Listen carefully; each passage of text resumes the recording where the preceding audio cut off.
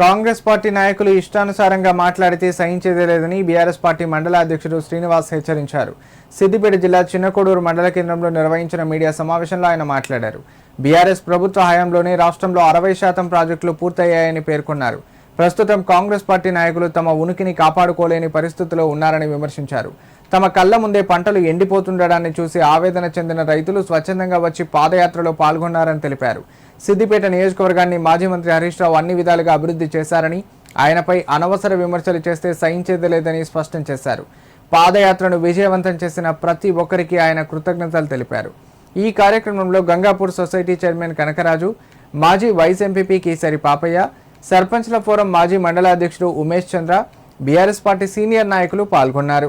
నిన్నటి రోజున చిన్నకోడూరు మండల పక్షాన రైతులు ఏదైతే వర్షం పడతలేదో కాంగ్రెస్ అంటే కరువు, కరువు అంటే కాంగ్రెస్ అని ఒక నిదానం ఇప్పుడు కాదు, అంటే నేను చిన్నగా ఉన్నప్పుడు చూస్తున్నా కాంగ్రెస్ వచ్చిందంటే కరువు వస్తుంది.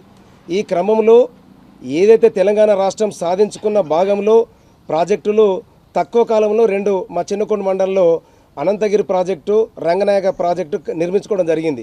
నిజంగా కట్టే క్రమంలో కొంతమందికి అన్యాయం జరగలేదని కాదు, కానీ ప్రాజెక్ట్ ఏడ కడతాడు, ముగ్గుల మీద కట్టలేం కదా, ఇక్కడనే కడతారు. కాబట్టి కట్టి వాళ్ళను ఏ విధంగా చూసుకోవాలి, ఎట చూసుకోవాలి అనేది కేసీఆర్, హరీష్ రావుకు తెలుసు కాబట్టి ఆ ప్రాజెక్ట్ కట్టడం జరిగింది. ఆ కట్టిన ప్రాజెక్టులకు నీళ్లు రావాలంటే మా గత ప్రభుత్వం 6-7 సంవత్సరాల నుండి బ్రహ్మాండమైన పంట ఒక చిన్నకోడూరు మండల సిద్దిపేట కాన్స్టిట్యున్సీలే కాదు, ఎక్కడ చూసినా ఈ నీళ్లు చాలా వరకు పోయి బ్రహ్మాండమైన పంటలు పండినాయి, భూమి మోయలేని బరువు కొద్ది పంటలు పండినాయి. కానీ ఈరోజు ప్రభుత్వం వచ్చిన తర్వాత ఏం జరిగింది అంటే అన్నపూర్ణ ప్రాజెక్ట్ ఎండిపోతుంది, రంగనాయక ప్రాజెక్ట్ ఎండిపోతుంది. నీ ప్రభుత్వం వచ్చి 3 సంవత్సరాలు అవుతుంది, దాదాపు రెండు సంవత్సరాలు చిల్లర అవుతుంది.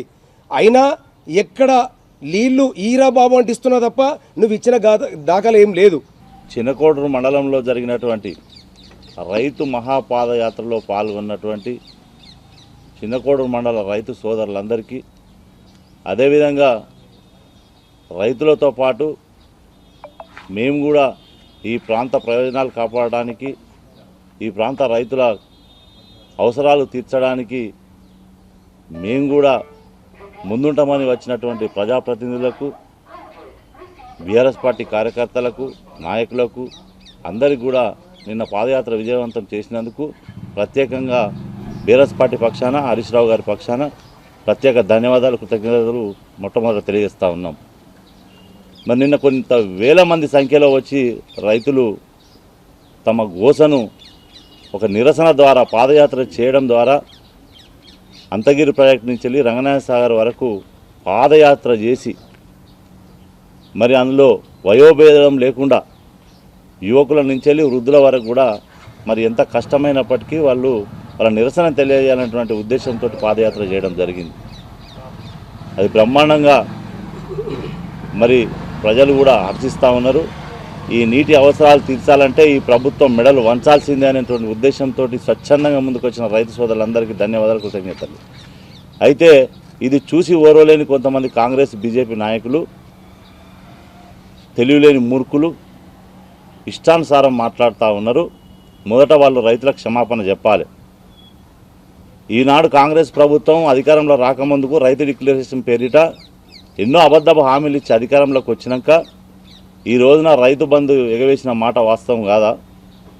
మరి 10,000 ఉన్న రైతు బంధును 15,000 చేస్తా అని చెప్పి ఇప్పటికి ఎన్ని విడతలు వేసినరో మరి వాళ్ళు చెప్పాల్సిన అవసరం, వాళ్ళకి బాధ్యత లేదా అని చెప్పి అడుగుతూ ఉన్నాం.